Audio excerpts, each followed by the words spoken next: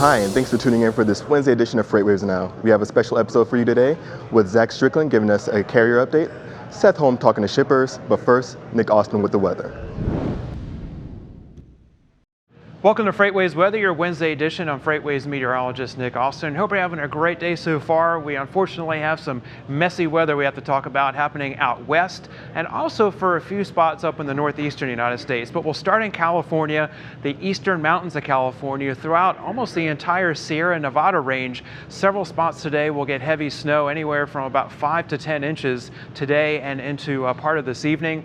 But along the ridge, a lot of the ridges and the tallest peaks above 7,000 feet, some spots could see a foot or more snow, and this is going to affect some drivers along the I-80 corridor back and forth between eastern California and into western Nevada. So be careful of that. A lot of slick roads, possible road closures. They have to be ready for some delays. Now, southern Nevada and the mountains, this storm will produce a lot of snow today as well. Gusty winds, some reduced visibility at times too. And then all that snow moves into Utah and the western mountains of Colorado late tonight and into the day tomorrow. Now, further to the south, the same storm will produce a lot of drenching rains and possibly areas of flash flooding in southern California, including parts of the San Diego and Los Angeles metropolitan areas. So be really careful of that. Could affect some interstate travel. There could be road closures in any areas that do end up getting flooded. Now, up in the northeastern United States, we're also going to see lake effect snows, parts of upstate New York, areas near Buffalo, Watertown, down to some spots near Erie and Cleveland, Ohio as well. That's where we're going to see some of the heaviest snow, where some spots along the I-81, I-90 corridors could see maybe about 4 to 8 inches of snow, and that's just during the day today. That'll probably wind down later this evening. That's what you need to know about your weather for today, so be sure to check out all of our videos on the FreightWaves YouTube channel. Have a great day and be careful out there.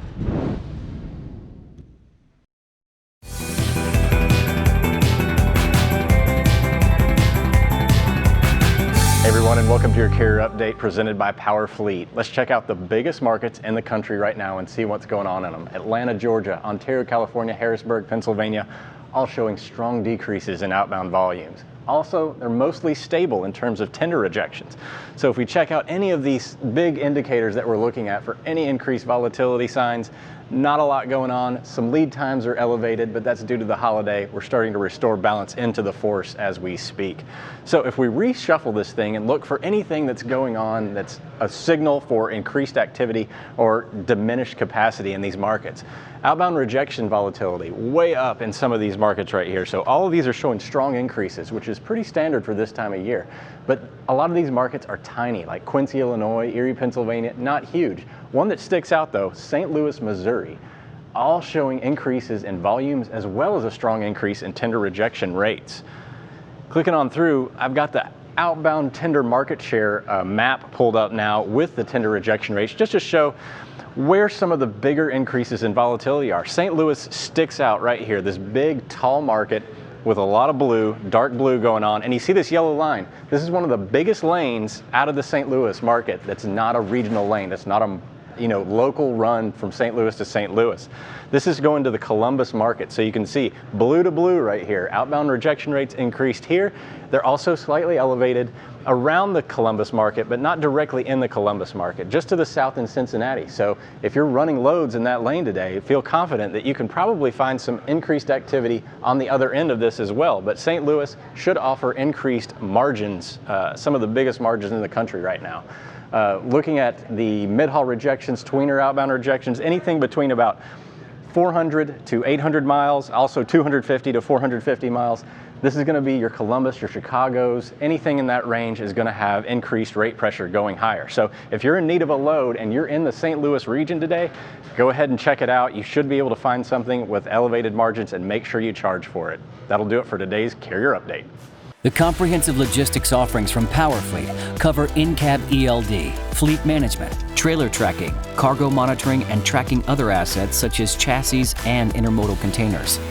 Power up your operations with PowerFleet. And now we have Seth Holm with the shipper update. Seth, what do you have for us today? So Anthony, as you know, on Monday we got the November ISM PMI. That came in at 48.1. Bad news, a couple of bad news items here. That's below 50, which is sort of that line in the sand for expansion and contraction. Right. Now also, it's been below 50, this is the 4th straight month.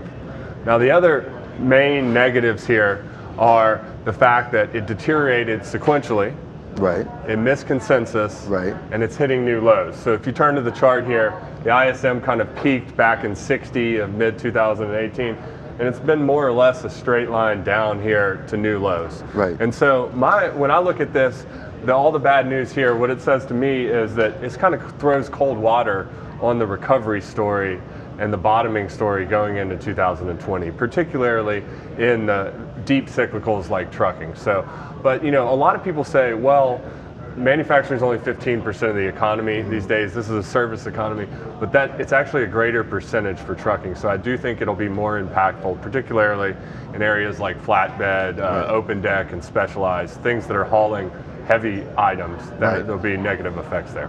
Now you talk about going into 2020, and one of the things about the ISM is that it has many components, and I know one of the components is the new orders and backlog. What's happening with that? Well, so the weakest items were new orders and inventories, I believe, and you would know this as well as I do. And I think that, so on the new orders front, it was the weakest new orders since the financial crisis that we've seen there. So what that means is, everybody in terms of ordering new stuff, that's pretty simple. Right. They're not doing it. Right, and one of the things that we're talking about when we were going over just general economics talks, as we always do, is we're talking about jobs markets being strong and everything like that. What does this mean for the job markets within manufacturing? Yeah, so it'll be negative for volumes and rates within areas, the cyclical areas that are tied to these manufacturing and industrial. It'll also impact jobs and capital expenditures negatively in those areas. And one of the things that, or what would you say is the main thing that's really impacting manufacturing right now, and particularly the ISM with many segments? Right. I believe what people cited in the report, according to ISM, was things like uncertainty and tariffs continue to negatively impact their ordering. Got you. So, quick takeaway here is that new orders not looking good, production's not looking good, manufacturing looking somewhat bleak going into 2020. Yeah, I mean, it's a mild recession, wouldn't you say? I would say so. But the problem is, I think people were set up, particularly with the stock market at all-time highs, and we had been making positive news on the trade war front up until earlier this week. It just kind of throws cold water on all that positive news. Right. Seth, thank you so much. And that gives us our shipper update for this Wednesday edition of FreightWaves Now. Be sure to like, comment, subscribe, and check us out on all digital platforms. Be sure to check out our new mobile app available on both Apple and Android. Thank you so much for tuning in.